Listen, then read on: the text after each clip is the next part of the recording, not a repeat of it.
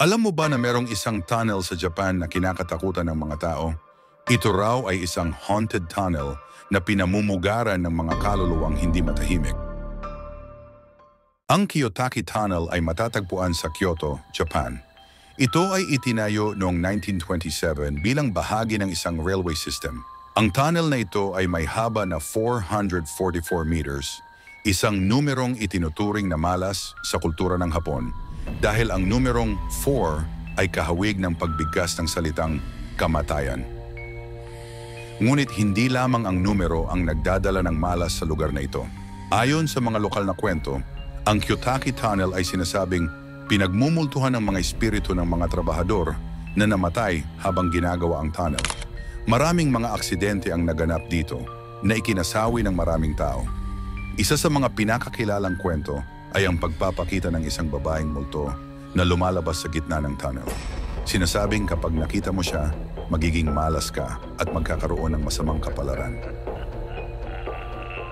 Maraming mga driver ang nagrereklamo na may mga kakaibang pangyayari tuwing dumadaan sila sa Kiyotaki Tunnel. Ang iba ay nagsasabing biglang bumibigat ang kanilang sasakyan na parang may invisible na pasaherong sumasakay. Ang iba naman ay nakakakita ng mga anino o di kaya'y naririnig ang mga misteryosong boses na tumatawag sa kanila. May mga kwento din ng mga driver na nakakakita ng mga refleksyon ng mukha sa kanilang rearview mirror, pero paglingon nila, wala naman pala. Nakakapanindig balahibo, di ba?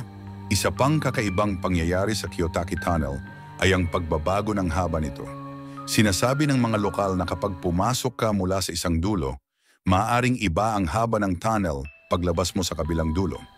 Ang mga orasan sa loob ng tunnel ay tila kakaiba na parang napapagalaw ng mga espiritu. Hindi lamang mga multo ang pinaniniwala ang nagmumulto sa Kiyotaki Tunnel. May mga nagsasabi rin na ang tunnel ay bahagi ng isang ancient curse. Ang lugar kung saan itinayo ang tunnel ay dating pinaglibingan ng mga sinaunang mandirigma at mga kawal. Sinasabing ang kanilang mga kaluluwa ay hindi pa rin matahimik dahil sa mga labanan at karahasan na naganap sa lugar na iyon. Ang mga paranormal investigator na nagpunta sa Kiyotaki Tunnel ay nagulat ng iba't ibang karanasan. Ang iba ay nakarinig ng mga sigaw at iyak, habang ang iba ay nakaramdam ng biglaang paglamig ng hangin kahit sa kalagitnaan ng tag-init. May mga ulat din ng mga equipment malfunction at pagkawala ng signal sa loob ng tunnel. Ang mga lokal na residente ay may kanya-kanyang kwento rin tungkol sa Kiyotaki Tunnel. May isang kwento ng isang mag-asawa na nagdadrive sa gabi. Bigla na lang daw silang may nakita na isang babae na duguan at naglalakad sa gilid ng tunnel. Nang balikan nila ang lugar, wala naman silang makita. Ang ganitong mga insidente ay nagpapakaba at nagpaparamdam sa atin ng misteryo ng tunnel. Sa kabila ng lahat ng kababalaghan, ang Kiyotaki Tunnel ay nananatiling bahagi ng araw-araw na buhay ng mga tao sa Kyoto. Ginagamit pa rin ito ng mga motorista at ng mga naglalakad. Pero para sa mga naghahanap ng kilabot at misteryo, ang tunnel na ito ay isang destinasyon na puno ng kababalaghan. Ang Kiyotaki Tunnel ay hindi lamang isang simpleng daan, kundi isang lagusan ng mga kababalaghan at misteryo. Hanggang ngayon, maraming mga manlalakbay at lokal na residente ang nagsasabi na nararamdaman nila ang presensya ng mga hindi matahimik na kaluluwa sa loob ng tunnel.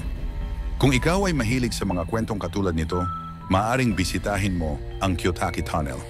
Pero mag-ingat ka, baka ikaw na ang susunod na biktima ng mga multo rito.